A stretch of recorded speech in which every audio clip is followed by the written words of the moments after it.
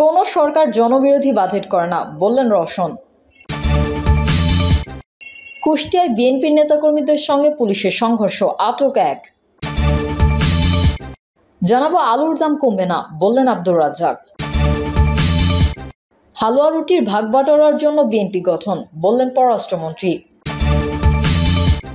এবং সর্বশেষ জানাবো তারেক রহমান দেশের বিরুদ্ধে ষড়যন্ত্র করছে, বললেন নানক। এতক্ষণ শুনছিলেন সংবাদ শিরোনাম, এবার বিস্তারিত। তবে তার আগে অনুরোধ থাকবে আমাদের চ্যানেলটি সাবস্ক্রাইব করে বেল আইকনটি ক্লিক করুন। কোনো সরকার জনবিরোধী বাজেট করে না, বললেন রওশন। বিরোধী দলের নেতা জিএম কাদের প্রস্তাবিত বাজেটের কড়া সমালোচনা করলেও জাতীয় পার্টির অন্য অংশের চেয়ারম্যান রওশন এরশাদ বিরোধিতা করতে চান না। তিনি বলেছেন, কোনো সরকার দেশ ও জনগণের স্বার্থের পরিপন্থী বাজেট করে না। দেখতে হবে প্রণীত বাজেট বাস্তবায়নে সরকার কতটা দক্ষতার পরিচয় দিতে পারে। তিনি বলেন, দেশকে এগিয়ে নিতে বাজেটের আকার বড় করতেই হবে। বিরোধী দলে আছি বলে বুঝে না বুঝেই বিরোধিতার জন্য বিরোধিতা করতে হবে, এই নীতিতে বিশ্বাসী নই। বাজেট প্রণয়নে সরকার আন্তরিকতার পরিচয় দিয়েছে বলে মনে করেন রওশন এরশাদ। তিনি বলেন, বিরাজমান অর্থনৈতিক পরিস্থিতি মোকাবেলায় সবার কাছে গ্রহণযোগ্য বাজেট করা কঠিন কাজ। বিশ্বজুড়ে দ্রব্যমূল্যের ঊর্ধ্বগতি বিরাজ করছে, বাংলাদেশেও সেই সমস্যার বাহিরে নয়। তবে বৈঠক শেষে রওশনের নেতৃত্বাধীন জাপান নির্বাহী চেয়ারম্যান কাজী ফিরোজ রশিদ বলেন, প্রস্তাবিত বাজেটে শাক দিয়ে মাছ ঢাকার চেষ্টা হয়েছে। দেশের সত্যিকারের অর্থনৈতিক চেহারাকে ঢাকার প্রবণতা রয়েছে। ঋণের চাপে ব্যাংকগুলো দেউলিয়া হয়ে যাচ্ছে, আর সরকার অনুৎপাদনশীল খাতের জন্য সরকারি বেসরকারি ব্যাংক থেকে ঋণ নিচ্ছে। কুষ্টিয়ায় বিএনপি নেতাকর্মীদের সঙ্গে পুলিশের সংঘর্ষ, আটক এক। জেলার সদর উপজেলায় বিএনপি নেতাকর্মীদের সঙ্গে পুলিশের সংঘর্ষের ঘটনা ঘটেছে। পরিস্থিতি নিয়ন্ত্রণে 4 রাউন্ড গুলি ও টিয়ার শেল ছুড়েছে পুলিশ।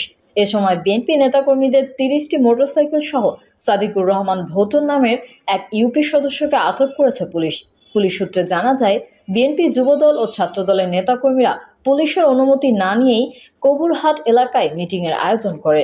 পরে বিকেলের দিকে বিএনপি নেতাকর্মীরা যুবদলের নেতাকর্মীদের সঙ্গে সংঘর্ষে জড়িয়ে পড়ে। খবর পেয়ে পুলিশ ঘটনাস্থলে পৌঁছালে পুলিশের দিকে লক্ষ্য করে বিএনপি যুবদল ও ছাত্রদলের নেতাকর্মীরা ইটপাটকেল ছুড়ে হামলা চালায়। প্রায় 30 থেকে 40 মিনিট পুলিশ ও বিএনপি নেতাদের সঙ্গে সংঘর্ষ চলতে থাকে। এ অবস্থায় পরিস্থিতি নিয়ন্ত্রণে আনতে পুলিশ কয়েক রাউন্ড গুলি ও টিয়ারশেল নিক্ষেপ করে। এ বিষয়ে কুষ্টিয়ার অতিরিক্ত পুলিশ সুপার পলাশ কান্তিনাথ জানান, পরিস্থিতি স্বাভাবিক করতে ঘটনাস্থলে অতিরিক্ত পুলিশ মোতায়েন করা হয়েছে। বর্তমানে ঘটনাস্থলে স্বাভাবিক হয়েছে, তবে এই ঘটনার সঙ্গে জড়িতদের বিরুদ্ধে আইনি ব্যবস্থা নেওয়া হবে। আলুর দাম কমবে না, বললেন আব্দুর রাজ্জাক। আলুর ফলনে পতন হয়েছে বিধায় চলতি বছর দাম আর কমবে না বলে জানিয়েছেন সাবেক কৃষিমন্ত্রী ও কৃষি মন্ত্রণালয় সম্পর্কিত স্থায়ী কমিটির সভাপতি আব্দুর রাজ্জাক। আব্দুর রাজ্জাক বলেন, সবার জিজ্ঞাসা যে আলুর দাম কেন। আব্দুর রাজ্জাক বলেন, সবার জিজ্ঞাসা যে আলুর এত দাম কেন। মূলত ফলনে পচন হয়েছে বিধায় সরবরাহ কমেছে, তাই দাম বেশি। এটা তো সাধারণ মানুষজন বোঝে না, তারা কৃষি কর্মকর্তাকে দোষারোপ করে। কিন্তু এ বিষয়ে জনগণকে সচেতন করতে হবে। তিনি আরও বলেন, বাজেট দেওয়ার পর বারবার খাদ্য মূল্যস্ফীতির বিষয়টি উঠে আসছে, অথচ এই মূল্যস্ফীতির কারণ হচ্ছে আন্তর্জাতিক বিশ্ব।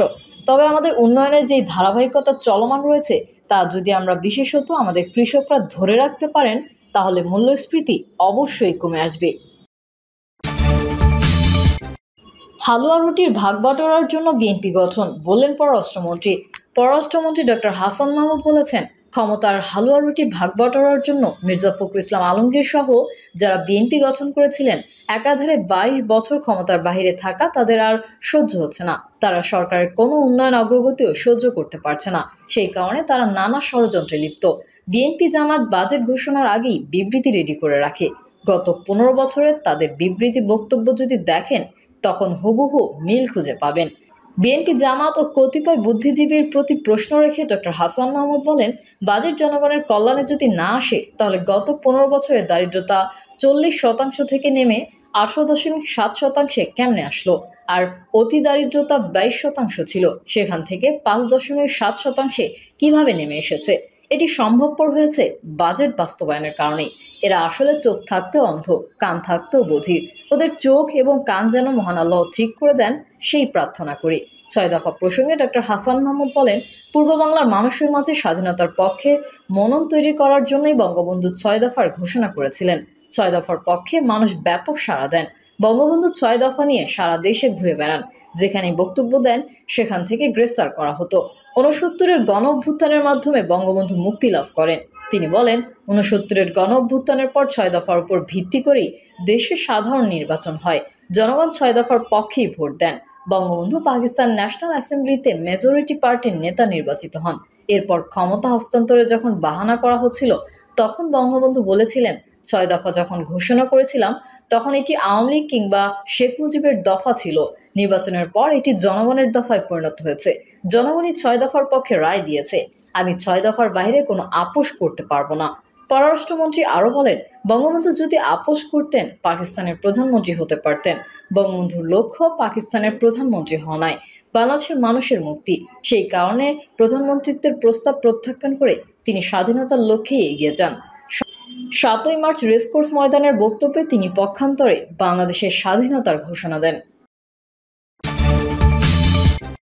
তারেক রহমান দেশের বিরুদ্ধে ষড়যন্ত্র করছে বললেন নানক। আওয়ামী লীগের সভাপতিমণ্ডলীর সদস্য এবং পাট ও বস্ত্রমন্ত্রী অ্যাডভোকেট জাহাঙ্গীর কবির নানক বলেছেন, বিএনপি দণ্ডপ্রাপ্ত নেতা তারেক রহমান হাজার হাজার কোটি টাকা দেশের বাইরে পাচার করেছে। সেই টাকা দিয়ে সে বিদেশে বসে দেশের বিরুদ্ধে ষড়যন্ত্র করছে। নইলে সে কিভাবে এত টাকা পায়? তার এই ষড়যন্ত্র মোকাবেলা করতে হবে। ষড়যন্ত্রের বিরুদ্ধে প্রচারণা চালিয়ে যেতে হবে। শনিবার বিকেলে ফরিদপুর জেলা আওয়ামী লীগের কর্মী সভায় তিনি এসব কথা বলেন। জাহাঙ্গীর কবির নানক বলেন, 1975 সালের 15ই আগস্ট বঙ্গবন্ধুর দুই কন্যা শেখ হাসিনা ও শেখ রেহানা দেশের বাইরে থাকার কারণে প্রাণে বেঁচে গিয়েছিলেন। তৎকালীন সময় আমরা বলেছিলাম, আন্দোলনের মাধ্যমে বঙ্গবন্ধু দুই কন্যাকে দেশে ফিরিয়ে আনতে হবে, না হলে আওয়ামী লীগ সুসংগঠিত হবে না। তিনি বলেন, মনে রাখতে হবে, আওয়ামী লীগ হঠাৎ করে আলাদিনের চেরাগের মতো ক্ষমতায় আসেনি। অনেক আন্দোলন আর ঘাত প্রতিঘাত মোকাবেলা করে আওয়ামী লীগ রাষ্ট্রীয় ক্ষমতায় এসেছে। আজকে দলের অনেক নেতারা দুঃসময় দেখেনি। তাদেরকে বলবো, সবাইকে দলের ইতিহাস জানতে হবে, দলের লক্ষ্য ও দর্শন জানতে হবে। কোনো নির্ধারিত ভাইয়ের নামে স্লোগান দিয়ে দলের ক্ষতি করা যাবে না। পাট ও বস্ত্রমন্ত্রী বলেন, আওয়ামী লীগ সভাপতি প্রধানমন্ত্রী শেখ হাসিনার প্রতিটি বক্তব্যে অনুসরণ করতে হবে। তার বক্তব্য যে সকল নির্দেশনা রয়েছে তা দলের সর্বস্তরের নেতাকর্মীদের মেনে চলতে হবে। অনুষ্ঠানে আওয়ামী লীগের সভাপতিমণ্ডলীর সদস্য এবং মৎস্য ও প্রাণী সম্পদ মন্ত্রী আব্দুর রহমান বলেন, নিজেদের মধ্যে ভেদাভেদ রাখা যাবে না। যে কোনো পরিস্থিতিতে সবাইকে ঐক্যবদ্ধ থাকতে হবে। তাহলে বঙ্গবন্ধুর স্বপ্নের সোনার বাংলা গড়া সম্ভব হবে। নির্বাচন হয়ে গেছে, জনগণ ভোট দিয়েছে, জনগণের রায়ে প্রার্থীরা নির্বাচিত হয়েছে। কিন্তু নির্বাচন কেন্দ্র করে দলের মধ্যে বিভেদ সৃষ্টি করা যাবে না। প্রিয় দর্শক, এই ছিল এখনকার সর্বশেষ সংবাদ। আপডেট সংবাদ পেতে চ্যানেলটি সাবস্ক্রাইব করে বেল আইকনটি ক্লিক করুন। কমেন্টে আপনার মতামত জানিয়ে আমাদের সাথেই থাকুন। ধন্যবাদ সবাইকে। আল্লাহ হাফেজ।